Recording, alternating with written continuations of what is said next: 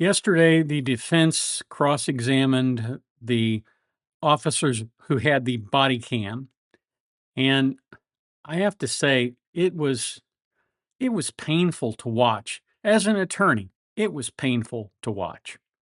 I'll have more in a moment.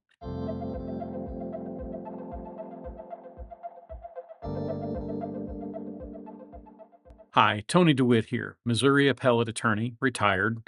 This is a trial channel. No legal advice is given, and everything that I say pretty much is my opinion unless stated otherwise. The Kouri Richins case out of Utah centers on a wife accused of killing her husband, Eric Richins, in March of 2022 by allegedly giving him a fentanyl-laced drink. Prosecutors say the motive was financial, life insurance money, debt, and control of his estate. And they also allege an earlier poisoning attempt. After his death, Richins wrote a children's book about grief, then was later charged with aggravated murder and multiple fraud counts. She has pleaded not guilty, and trial is now underway, and that's what we're discussing. Now, it's kind of a cheap shot to make fun of the way somebody looks, and I don't always do it, but when there is something that just pops into my head and I can't unsee it, I kind of have to do it. And so I have taken to calling this particular defense attorney Clark Kent because he has the birth control glasses on, the dark frames that look like he got them at the Army Navy store. And he has this sort of, I don't know, I would call it an elitist attitude.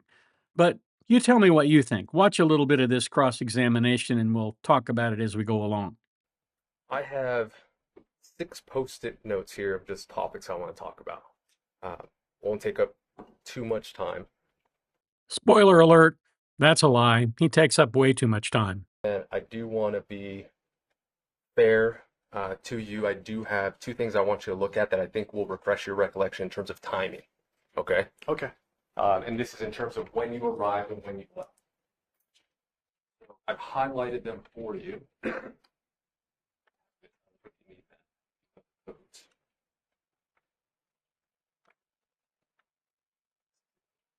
So take a look at those and let me know if you recognize them. Yes. Okay. Now, having reviewed those, would those documents give you an idea of when you arrived at the Willow Creek home, as well as when you left? Yes. Okay. And would it also refresh your recollection to know who was there while you were there? Yes. And seeing those, can you tell me approximately how long you were there, as well, how long you were there along with Detective Woody? I arrived at 3:40, and it looks like, can I refer to this? Of course, yeah. Okay. Looks like I dispatched out of the residence and en route to the station around 5:49. Okay. And then if you look at the crime scene log, and you see the time in, the time out columns, Okay. and go down to your name, Yes. and then it's followed by Detective Woody, right? Yes. Now, when do you leave? I'm sorry, when does Detective Woody arrive? Looks like she arrived at 5:17 per the crime scene log. And then what about you? What time did you leave? I left at, says here, 5:41. Okay. Now, and you gave us another number just now. It was 5:49, right? That was based on the dispatch log, correct? Yes. Okay. And so there's about an 8-minute discrepancy, right? Yes. Now, that is simply you leaving the actual residence and then walking to your car, maybe doing some things in your car, getting ready to leave, and then when you're formally leaving, that's when you dispatch 5:49, right? Yes. So there's specific numbers, but there's things in between, right? Yes. Okay.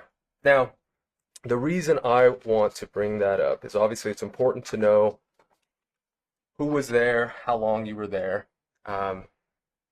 Approximately 24 minutes between yourself and Detective Woody that you guys were at the crime scene together, correct?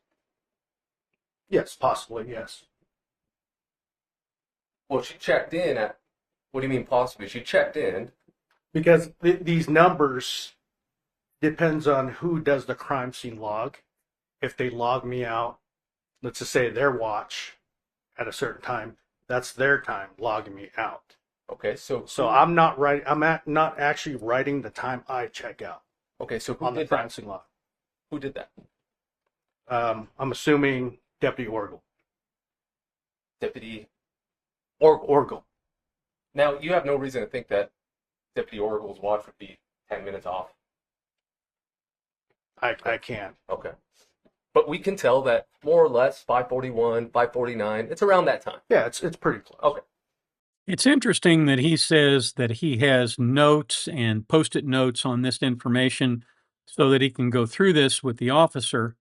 And then he spends an inordinate amount of time to get the information that somebody else kept the crime scene log and there's supposedly a discrepancy.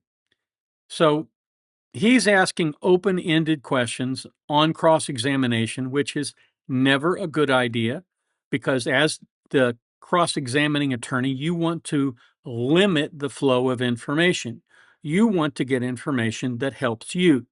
Now, his goal here is to say, well, it's possible then because your times have a discrepancy that perhaps the times that you've made reference to for Ms. Richins are somehow in error. And I don't think that goes particularly well for him. But let me show you how he could have done that in many, many fewer questions. Sir, I'm showing the crime scene log. Can you tell me what time it shows you checking out? It says 5:41. I'm showing you the dispatch log. What time does it say you left the residence? 5:49. Explain the difference to me, please. And you're there.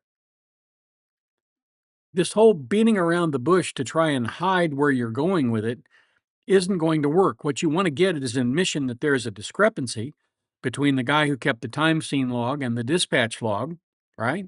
That happens all the time. But what's important is that you're trying to spin it in your narrative to, well, then it's okay for Kouri to have made mistakes in her timeline. At least I assume that's where he's going with it. We'll have to see. But this is not the way to cross-examine. You do not want to put the jury through a marathon. You want to put them through a sprint.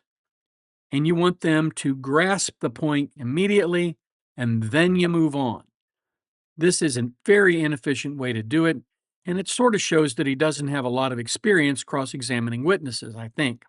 We all watched the video yesterday, and there was a portion in that video where you informed Officer DiBotello kind of the information you're gathering. We talked about that a lot yesterday. Okay? Yes. So I want to direct your attention there. Okay. I don't expect you to remember exactly what happened. The state has presented a transcript. Okay, so I'm going to provide this to you. Okay. Okay. And I want you to review this area that I am circling. Okay, just to refresh your recollection. Okay. Okay. And here what we're doing is we're trying to give the appearance of being fair and even-handed. Here's a transcript. I don't expect you to remember this. It was a long time ago. Here's the transcript. And it isn't really an attempt to be fair. It's an attempt to essentially impeach the timeline. So tell us what you told Officer DiBotello at that point. Doesn't have to be exact. Just give me an idea. So I advised him that, gave him a little brief of what I gathered and what Miss Kouri Richins stated was. And I said that from approximately 9:30, she went to bed. And then approximately 3 o'clock, she went back into bed with Mr. Richins, at which time he was cold and heavy. Perfect. Now, I'm going to provide this back to you, and I'm going to be looking at the last line of page 9 and then the first paragraph of page 10. Okay. Okay. So you were having this conversation, and I say conversation, I think that's important because this isn't an interview, right? Yep. So the prosecution makes an objection. I'm not really sure what comes out of it, but the bottom line is that he goes right back to questioning. I just take it from the last bit. Yes, please. So, As I was saying, I say conversation because this isn't a formal interview, right? Correct.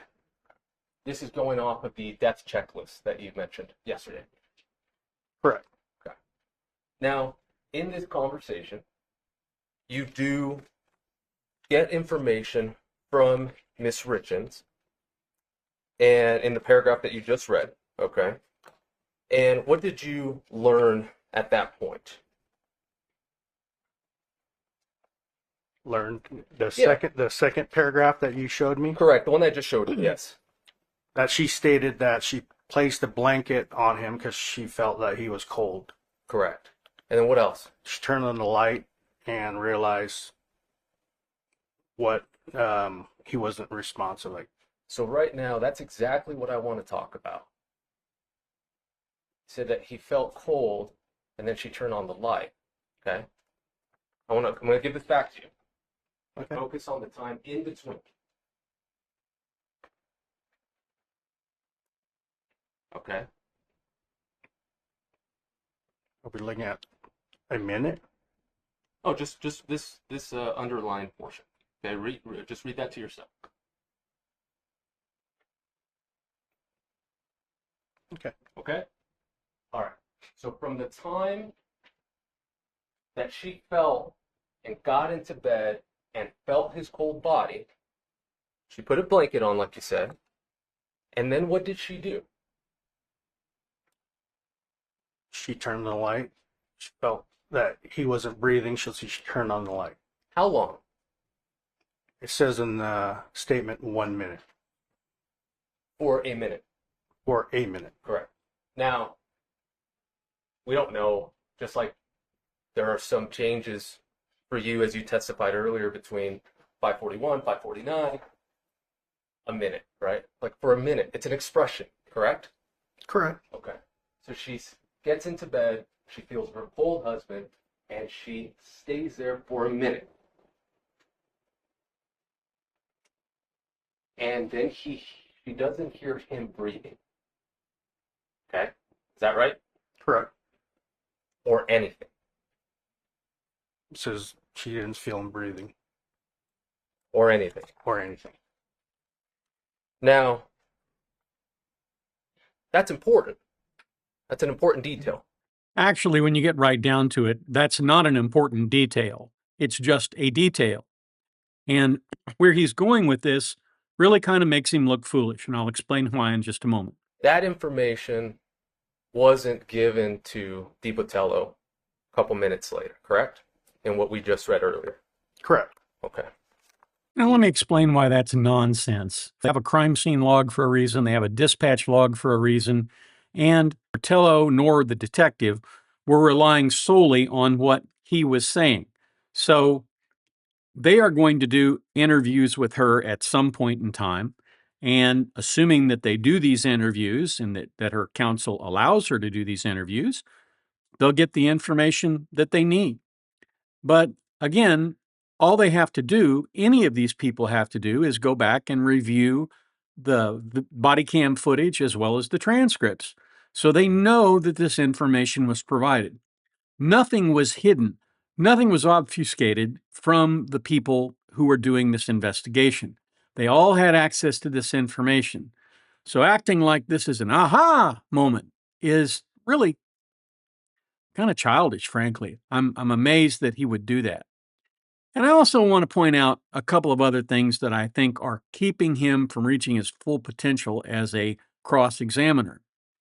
This parading back and forth in front of the podium with the finger held up and, kind of looking off into the distance as though he were, searching for help from Mount Olympus, it gives the appearance of being an elitist.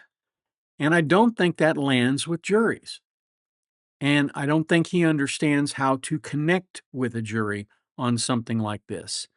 I worked with a lawyer in Kansas at one point in time who had suits that had been handmade for him in Italy, and they were absolutely gorgeous, fit him like a glove.